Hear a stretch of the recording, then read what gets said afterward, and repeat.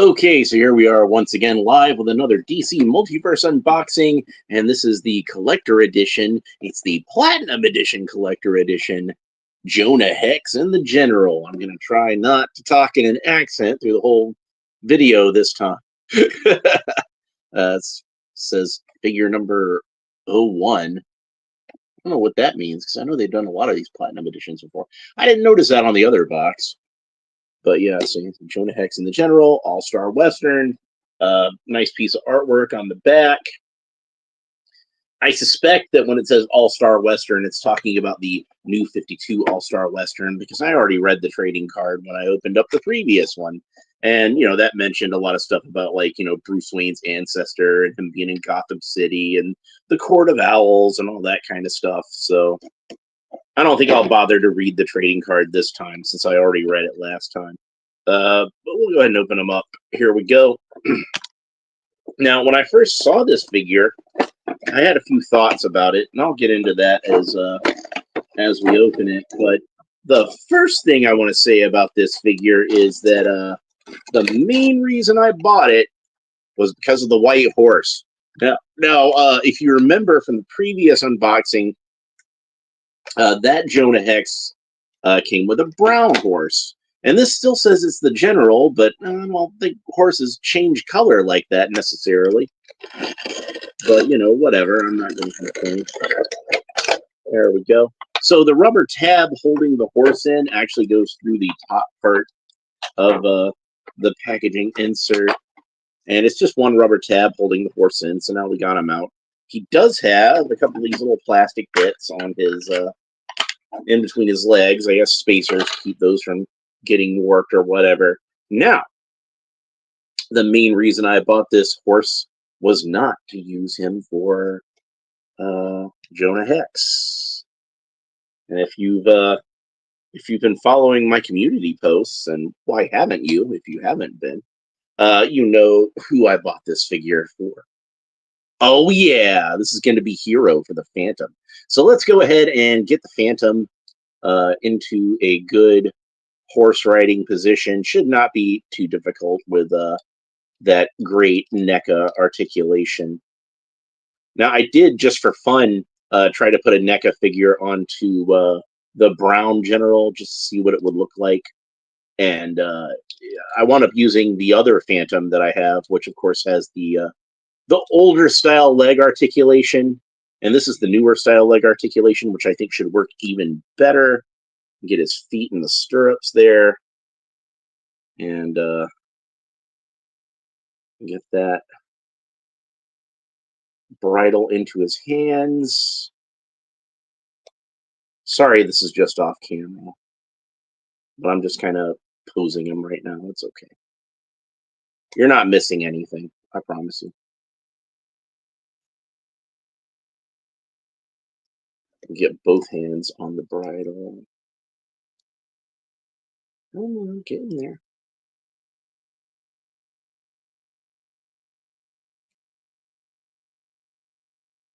And there we go. Oh, doesn't that look awesome? There we go.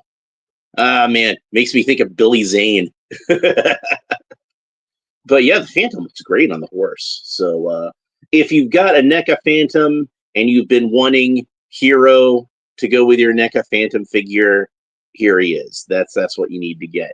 So and they still had him on the Mcfarlane website at least a couple of weeks ago, which is where I bought him at.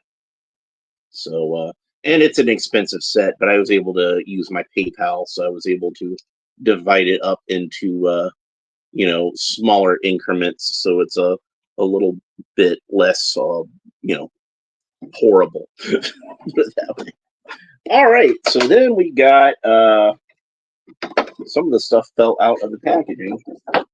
We got the trading card, it's taped in here, and we got the figure stand, it's taped in here. Every figure should come with a figure stand. There's no excuse for them not to come with figure stands anymore. And we can see that Jonah Hex comes with the stand that we usually get with the collector edition figures, with a matte black stand with a silver DC logo on it, not the glossy black one we get with the standard And then the trading card, which, like I said, I'm not really planning on reading this trading card because I already read the trading card when I read the previous figure. So you've heard it before. We'll just set that aside. Now let's go on to Jonah Hex himself. Now, something that fell out of the package when I was opening up was the gun belt. So we'll go ahead and set that aside.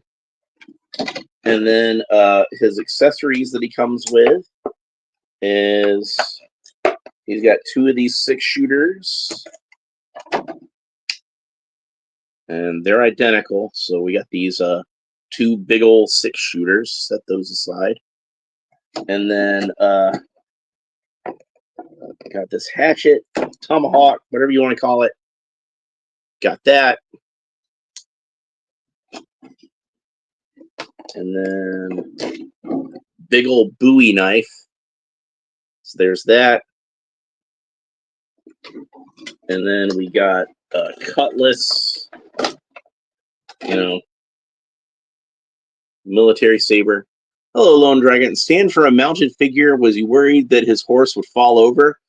I don't know, maybe. It only comes with 1 stand, so it's not like the horse has a stand, but maybe you might want to pose Jonah Hex off of the stand. And since I'm using the horse for the Phantom, I probably want to display Jonah Hex on his own. And then last but not least, we got the rifle. There we go. And of course, the rifle fits into this rifle sheath there. So it fits right onto the horse. That's pretty cool. Man, I can't get over how cool the Phantom looks on the horse. That is awesome. Really excited about that. So I'll probably take some pictures later with the Phantom on the horse, and I got the wolf that I use with the Phantom, so that should be really cool. All right, so next we got Jonah Hex himself, and no rubber tabs or anything holding him into the package. And just like with the previous Jonah Hex figure, he comes with this removable soft goods duster, which is made out of spandex, which to me is just a really odd fabric to use on spandex, on a Western figures duster. To use spandex is just kind of strange. And honestly, I don't think it quite works as well as they were hoping. You see how the lapel is kind of like bunching up here and kind of turning inside out. And I'll try to turn it back the right way. Really, they should have used a material, I think, that's like, that sort of, if you think about the old Star Wars figures and the material that they used on Bib Fortuna for his robe, that's a little bit more like what I think the figure should have been. Takes a picture of the Phantom on the horse. On the horse. I don't care what he gets up to in his private time. He's the ghost who walks, and nobody refuses the Phantom. We all know that. So whatever consenting adults want to do with each other, none of my business. I'm just saying. All right, so I'm going to take this duster off so we can get a better look at the figure. And like with the previous Jonah Hex figure, he's maybe a little slight, but that's probably just because they wanted the trench coat to look good on him, but he still looks pretty good. And you notice this Jonah Hex is wearing kind of like a powder blue outfit. So what I suspect is that since they got Jonah Hex in the powder blue outfit and he comes with a white horse, I think that they were maybe trying to do like an homage to the Lone Ranger a little bit. Like it's not going to fool anybody into thinking it's the Lone Ranger. He doesn't have the mask, and of course, that's a face only a mother could love right there. But nobody's going to be confusing this guy with the Lone Ranger. But I kind of feel like the color palette is a little bit of an homage to the Master Man. So, and you can see he's got this other belt on him. Now you can fit all the accessories into this belt that you can fit into the other belt, but it doesn't have actual holsters. But you can. I talked about this before. You can fit the guns in there. They actually will fit in there. But you can fit the Bowie knife or the hatchet or the saber or whatever you want to fit in there. It all works pretty well. And he does come with 2 different belts, so you can swap it out for the other gun belt. Where did I put that? Here it is. Okay.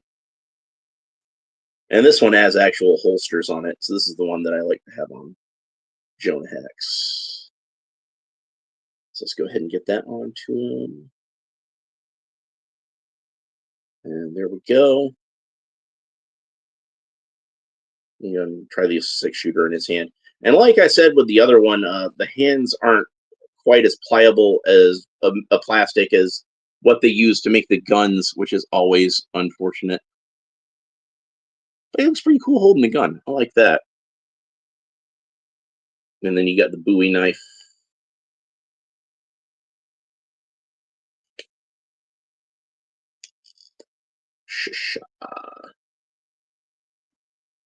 That is a guy who means business. Let's go ahead and put the other 6-shooter into the holster so we can see what that looks like. Voila. And that's pretty much it for his accessories. With the hatchet and the saber and the Bowie knife. And like I said, I already talked about all this in the other video. So if you haven't seen that, it's worth watching, especially if you want to hear me talk in a goofy accent. All right. So let's go ahead and get him. See how the 6-shooters fit in there. You can fit the Bowie knife in the back, or you can fit the hatchet back there, or you can fit the Bowie knife, like Jim Bowie. So also David Bowie named himself after Jim Bowie, even though he pronounces it different. So yeah. So let's talk a little bit about the articulation. So Jonah Hex can look up about that far, look down about that far, tilt his head kind of quizzically from side to side, rotate the head all the way around. Of course, the arms rotate all the way around the shoulders. He's got butterfly joints that seem like they're a little stuck on this side, but they should go back further than that, I think, and go forward about that far. He does have a bicep swivel. The bicep rotates all the way around. Got double jointed elbows. That's about the range of motion you get at elbows. He, of course, has the cool Mcfarlane wrist articulation, so you can move these wrists around pretty much any which way you want to. He's got the cool Mcfarlane torso articulation, so you can move his torso around pretty much any which way you want to. Turns all the way around both the rib cage and where the torso meets the waist. So that moves all the way around. Jonah Hex can kick up about that far.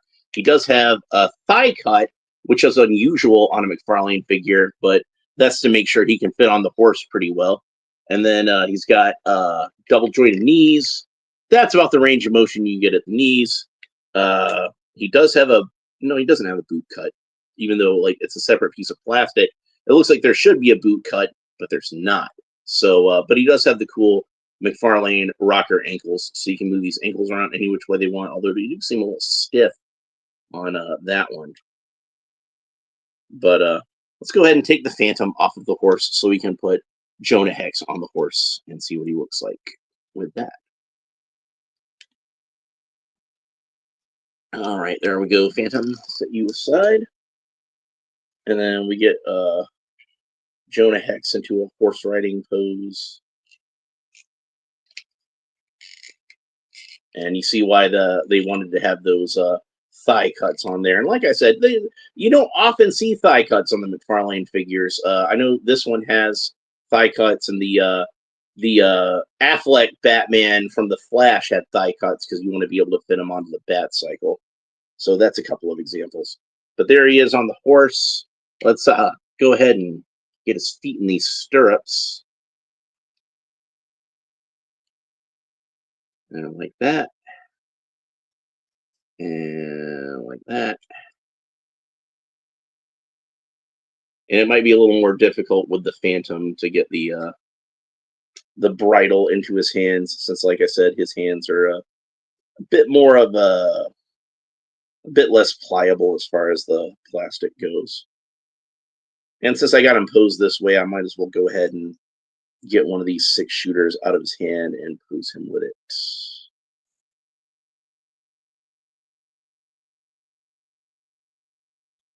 There we go.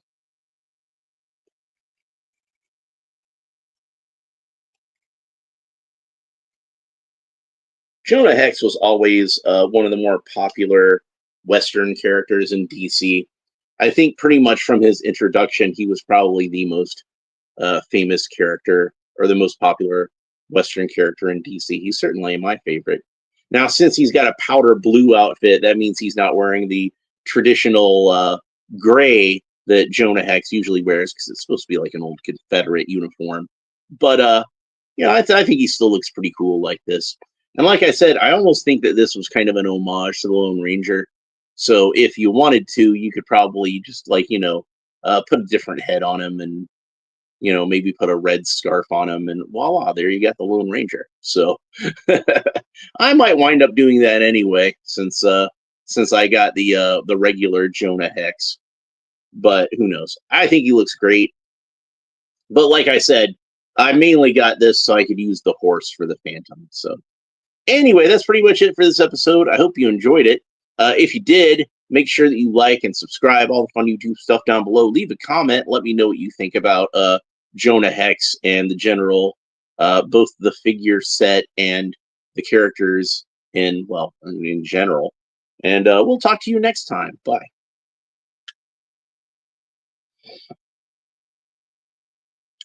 Come on, I said the end.